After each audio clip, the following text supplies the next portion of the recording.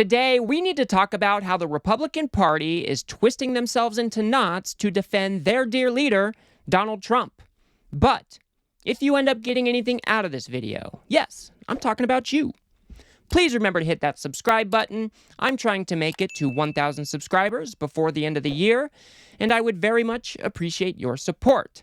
Now, as I'm sure most of you already know, John Kelly, Donald Trump's longest-serving chief of staff, recently came out and made some bombshell allegations against Donald Trump. He said that Donald Trump kind of admired Hitler and the generals that he had.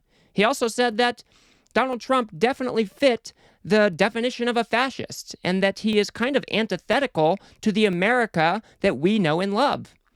But because we do not have any principled conservatives that currently exist in this iteration of the Republican Party, they are doing whatever they can to run defense or even rationalize these things from Donald Trump. So today, we're going to look at a number of clips. We'll go ahead and start things off by looking at what exactly John Kelly said, and then the types of responses that we've been getting to these bombshell allegations. So let's go ahead and kick things off by looking at John Kelly's words. He commented more than once that, that Hitler did some good things too. First of all, you should never say that. But if you knew what Hitler was all about from the beginning to the end, everything he did was in support of his racist, fascist life, philosophy, so that nothing he did you could argue was good. It was certainly not done for the right reason. So yeah, this looks pretty bad. If this was an allegation that was made against Kamala Harris, and it was sourced as well as this story was sourced, I would be running away as fast as I can. But of course, the Republicans don't do that. It doesn't matter what Donald Trump does, they continue to run defense for him. And it is the most pathetic and cowardly thing that I have ever seen. We even have the Fox Propaganda Network coming out and immediately running defense. Listen to what Brian Kilmeade said. But the bottom line is, if you read H.R. McMaster's book, who is critical of President Trump in some of it and not in others, he talks about how Madison Kelly didn't like the president. And they didn't think he deserved the job, or they didn't think he was worthy of the job. And they went out of his way to make sure a lot of the things they asked him to do that they didn't like never got done. McMaster would be frustrated because he couldn't get their attention. And he would say, it's not your job to rein in the president. It's your job to do what the president wants. And then you factor in the fact that he runs his own company, coming from the business world, the first one we've ever had. It's not even a public company. And then he obviously has frustration. And I could absolutely see him go, now, you know what? It would be great to have German generals that actually do what we asked them to do, knowing that's maybe not fully being cognizant of the third rail of German generals who were Nazis and whatever. But he was frustrated with the slowdown of commands. It wasn't just a slowdown. It was insubordination. These people are terrible. Our public servants, especially in the federal government, take an oath to defend the Constitution. They do not take an oath to a single man or a single president, and therefore they are not bound to carry out any of the president's wishes. What Brian Kilmeade is saying here is absolutely ludicrous. And we later found out that Donald Trump was trying to get people to break the law by doing things that he asked. So, of course, there is going to be some resistance to that type of behavior. Because if the president asks you to do something immoral or against the law, you shouldn't do it. This is not a dictatorship. But apparently, this current iteration of the Republican Party is full-blown fascist at this point. Is this what they want? In no other world would this be okay. And if this was reporting about Kamala Harris, they would be losing their minds. Let's listen to John Kelly talk about how Donald Trump would try to get people to break the law. Did the former president appreciate the Constitution? Did he appreciate any of these things? No. He expected the people that worked for him to break the law? Well, when he would give, and I think I've told you this many times, when he would tell me that he wanted to do something, 100% of the time I check with the White House counsel, because oftentimes he wouldn't have the authority to do what he wanted to do. When he was confronted with the fact that he couldn't do something legally, did he want to do it anyway? He would try to make the case that he did have the authority. If the president is asking you to carry out something that is illegal, I want you to stand up and tell him no. Like I said, federal employees, the chief of staff, Donald Trump's top generals do not take an oath to Donald Trump. They do not serve his every wish. That is not how our constitutional republic works. And that is not how I want it to work.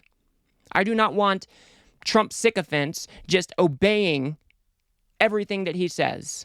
I do not want to live in that world, and I am glad that our Constitution set up a world that isn't like that for the United States. So, of course, all of this looks very bad for Trump. I think the Republicans rightfully know that Donald Trump maybe does have some fascist tendencies, or maybe does have some authoritarian tendencies. And when you have the people that worked most closely with him coming out and making these claims, this really doesn't look good for Donald Trump. But instead of making a stand and saying maybe this isn't the guy, maybe Trump is just a bad dude, we have people like J.D. Vance coming out and spinning a different type of story. But I also think, I mean, look, you guys are reporters, and I think a lot of the folks here know how this works. John Kelly didn't come out of his own volition. I guarantee he talked to somebody on Kamala Harris's campaign beforehand. And we got to ask ourselves, why are the media, and most importantly, why is Kamala Harris talking about a disgruntled former employee instead of the fact that under her leadership, grocery prices are up 25% in the state of Michigan? So because the story is so bad and looks so terrible for your candidate, it must be a conspiracy that was contrived by Kamala Harris, Donald Trump's opponent. These people are absolutely insane. This is not the first time John Kelly has went on the record and said these types of things. And he actually gave us a specific reason as to why he is coming out now and making these claims yet again. And I think this issue of using the military to go after American citizens is one of those things I think is a very, very bad thing. Even to say it for political purposes to get elected, I think it's a very, very bad thing, let alone actually doing it. He's certainly the only president that has all but rejected what America is all about and what makes America America in terms of our Constitution, in terms of our values, the way we look at everything, to include family and government. And he's certainly the only president that I know of that was certainly in my lifetime that was like that. Kelly also said Trump, quote, never accepted the fact that he wasn't the most powerful man in the world. And by power, I mean an ability to do anything he wanted, anytime he wanted. So John Kelly is specifically telling us that he is coming out and warning the nation because of Donald Trump's own words, because of Donald Trump's own fascist tendencies, to threaten to go after his political opponents with the United States military. Do you think John Kelly wants to be out here saying these types of things?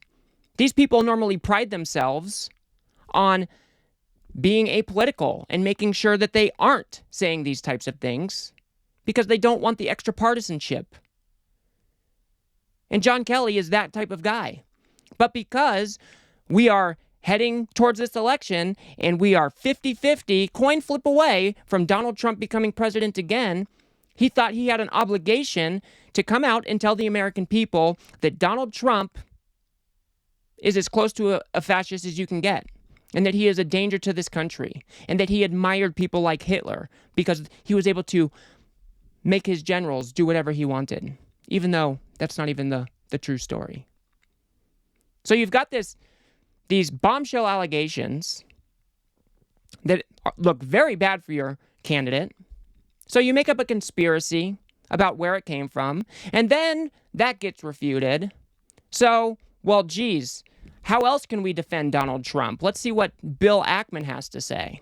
He goes on to say, in his opinion, he believes that Trump meets the definition of a fascist, would govern like a dictator if allowed, and has no understanding of the Constitution or the concept of the rule of law. He goes on to say that Trump had made admiring statements to him about Hitler, you're Jewish and care about Israel, had expressed contempt for disabled veterans, and had characterized those who died on the battlefield for the U.S. as losers and suckers.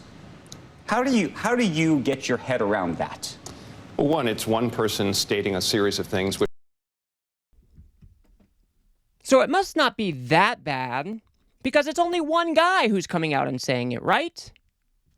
But that's where Andrew Ross Sorkin has to kindly remind Bill Ackman that it's not just one guy. Now, is it? There are 28 people who have worked for the president, not just in close proximity, but in the Oval Office with him, who have come out publicly and expressed things of this sort.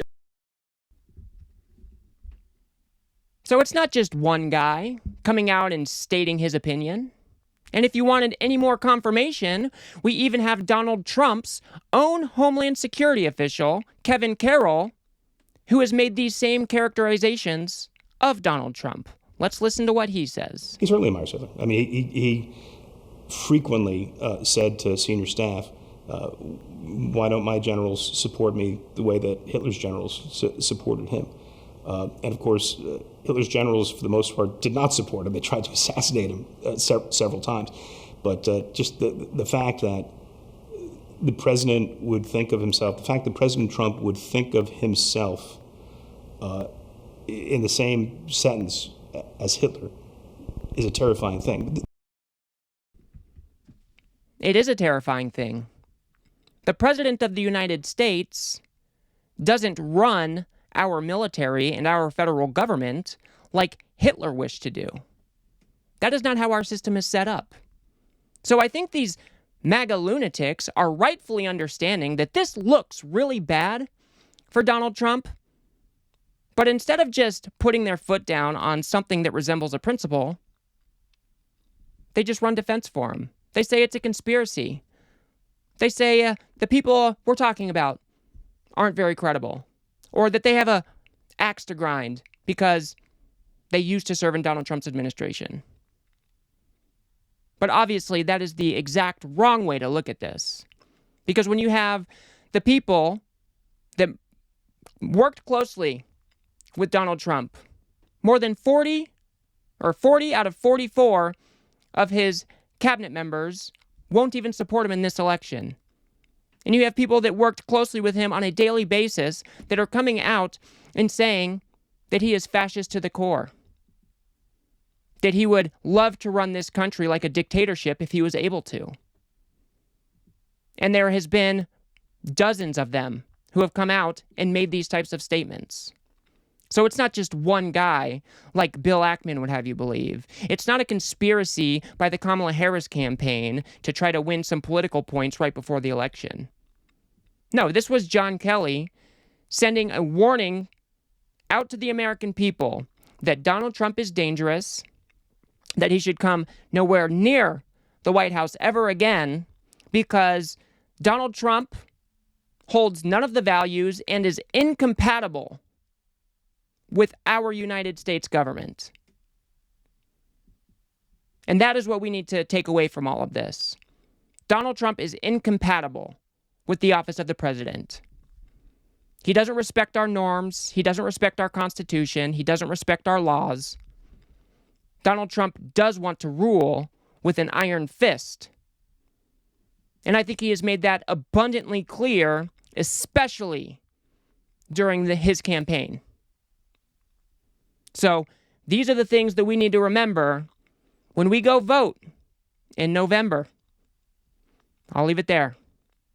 If you guys got anything out of this video, Please remember to smash that like button and subscribe. Maybe share it with a friend or two. I'd very much appreciate that. Like I said, I'm trying to make it to 1,000 subscribers before the end of the year, and I would very much appreciate your support. If you want to hear Donald Trump threatening to use the military against his political enemies and doubling down on the enemy from within comments, go ahead and watch that video on the screen now. Otherwise, I'll see you guys on the next one.